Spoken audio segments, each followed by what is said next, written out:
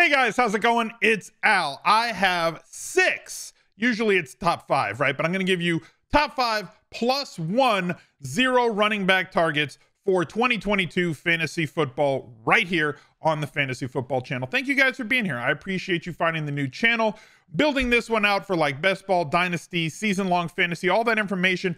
Got to be on this channel because the main channel is where the DFS content lives, and like YouTube kind of doesn't like it when content like that, so I've got to kind of segment it out.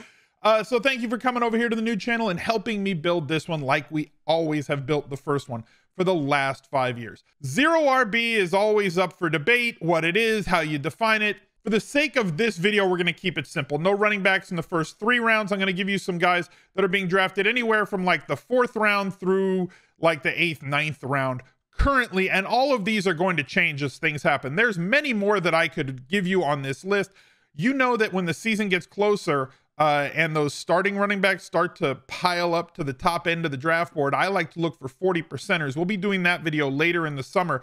Guys that basically get 40% of the workload because they're one play away from being that bell cow back, that lead guy. But here's some guys on this video that I really think that we can hang our hats on. If you're an early drafter like me, right after the NFL draft happens later this month, when Underdog Fantasy lets go of that best ball mania and puppy drafts and everything else, if you're playing FFPC or NFFC or anything else, hopefully this video will help you. So drop a like on the video, subscribe to the channel, leave me a comment down below letting me know who are the running backs outside of the top 3 rounds, guys with ADPs greater than 36 that you think have a chance to really show a profit on their tag. And let's go. He's a legend. Underdog Fantasy already has some best ball games being drafted. The pre-draft tournament where we don't know where the rookie is going to end up. So you've got to kind of take some stabs and project. And if you're a good mock drafter and have a good feel for where these guys are going to end up on what teams, you have an advantage. The rookies and sophomores draft, which is a 4-team draft, a whole lot of fun. The draft takes like 10 minutes to get done and it gives you something to do. They've added super flex this year. And as I said, the big tournaments, the ones that everybody wants to pile into, the best ball mania and the puppies, they ran like 6 of those last year as they continually fill at $5 price point for these best ball drafts. You get $100 matched on your first deposit if you use promo code Smizzle. That's one word, ALSMIZZLE. So why wouldn't you take advantage of $100 free that you can use to enter these tournaments or play pick'em or anything else on the site? Why don't we get right to my top 5 plus 1 guys here for you. We have James Conner is the first one that I'm going to start with. An ADP of 37, so he just kind of makes the list. But like looking at what he did last year, it was absolutely phenomenal. Now, at the beginning of the year, I made the case that, you know, if you were to draft James Conner in daily fantasy, when you win, when you get that 2 touchdown performance, you don't really win much because he wasn't getting any usage in the passing game. He had no chance of getting 100 yards. He was playing like 50% of the snaps. And then Chase Edmonds got hurt. And all of a sudden, he became a full-fledged bell cow with massive usage in the passing game, an expectation of 4+ targets every week except 2. Still the same goal line usage, so massive touchdown upside there as well, as the Cardinals were looking last year, and I would assume that they're going to continue to do this because the last 2 seasons, Kyler has gotten hurt based on having too many carries and way too much usage inside the 10-yard line. So while it caps Kyler's ceiling on his rushing touchdown upside, unless there's randomness, which there always is with rushing touchdowns, if James Conner continues to get the amount of red zone looks that he gets inside the 5 carries that he got last season in the absence, both in the absence and with Chase Edmonds, and continues getting the targets that he was getting in the absence of Chase Edmonds, he is certainly going to pay off this tag as the RB17. So you can hold off the first couple of rounds, 2-3 rounds, and if you're drafting at the top of the 4th, if you have a back end 6 through 12 pick, let's say, you can go wide receiver, tight end, or wide receiver, or my preferred drafting method, the bell cow and chill, where I take a super stud in the first round running back, and then I go a couple of wide receivers after that. If you want to get that second running back or have him be the anchor for your team in the 4th round, definitely do it. Ezekiel Elliott, another guy being drafted way too late. The RB24 right now in real money drafts with an ADP of 50. So going in the 5th round of drafts, you can load up everywhere else and still get a guy in Ezekiel Elliott, who, while he is not going to get 85 to 90% of the running back snaps and touches on the Cowboys,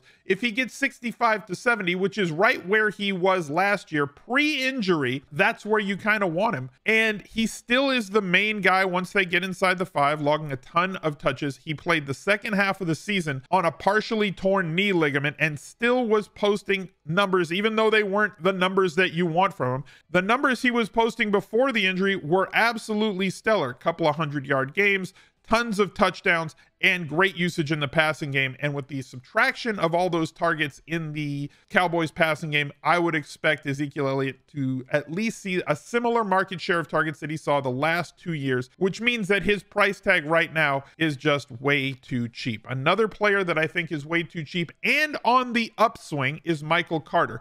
One of the best pass-catching backs in last year's drafts, played at North Carolina with Javonte Williams. Everybody's tripping over themselves to draft Javonte Williams this year, and rightfully so. He's like a top 6, top 7, top 8 pick.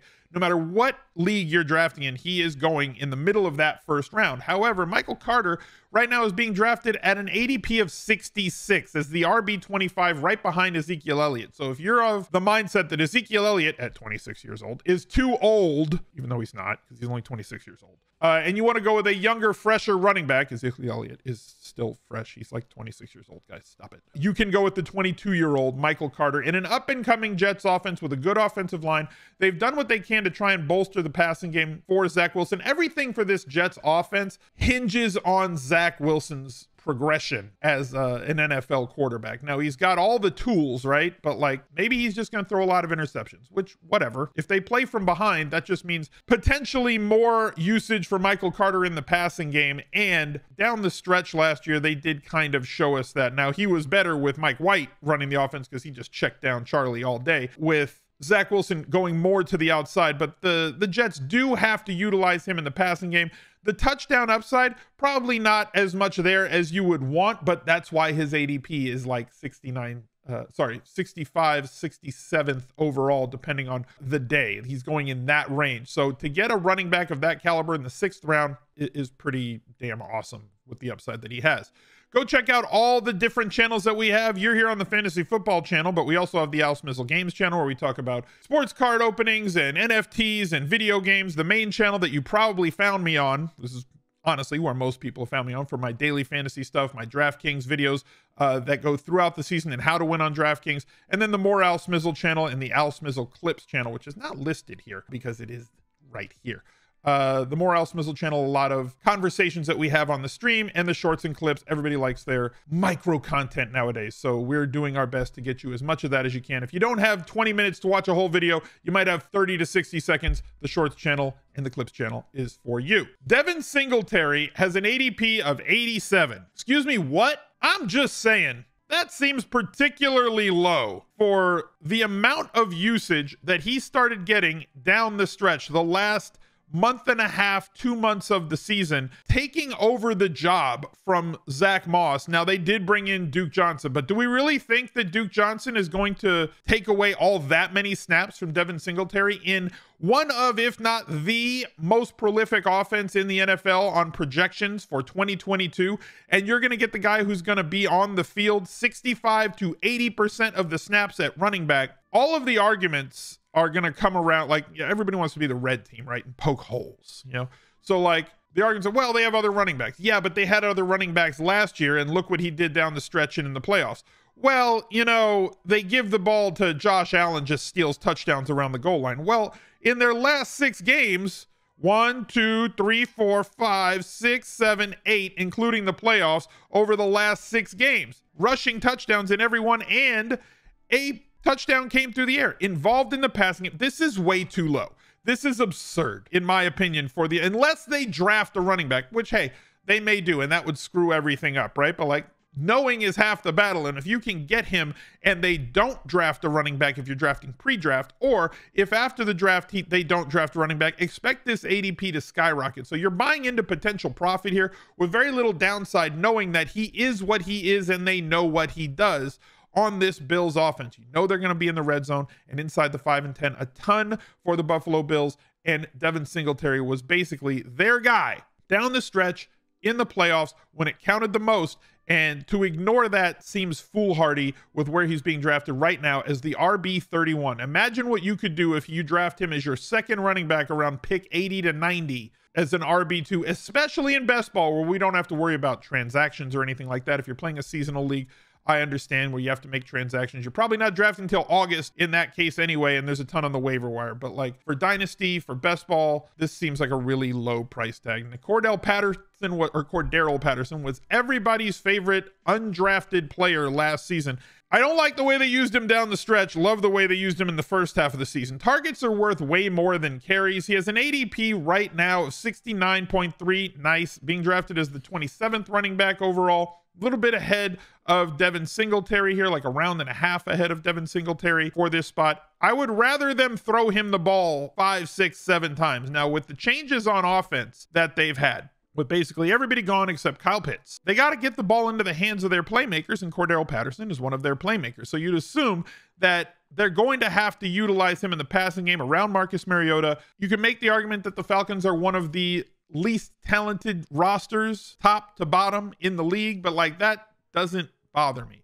It does bother me that their touchdown upside is muted, but if you're playing in a full PPR league, Cordarrelle Patterson should be able to help you out as they'll line him up out wide and throw it to him out of the backfield, and one of their biggest weapons inside the red zone last year. And because there is nobody left there, he is going to continue that in 2022. And the last player on my list right now, Chase Edmonds, moving to Miami, obviously playing behind Raheem Mostert right now. There's other running backs in that stable, but I believe that he is more talented than Myles Gaskin. And with Mostert, you're always one play away from being the lead guy. And Mostert not utilized all that much in the passing game, but Edmonds, that's really where he thrives. And considering the low average depth of throw, ADOT, for Tua, you've got a situation where he can really thrive with the two speedsters on the outside. Now, is he going to be a guy that's going to get you 20, 25 touches a game and all the goal line work? No, that's not going to happen. But when you look at his talent in the passing game and what they do on that offense that they're bringing to town,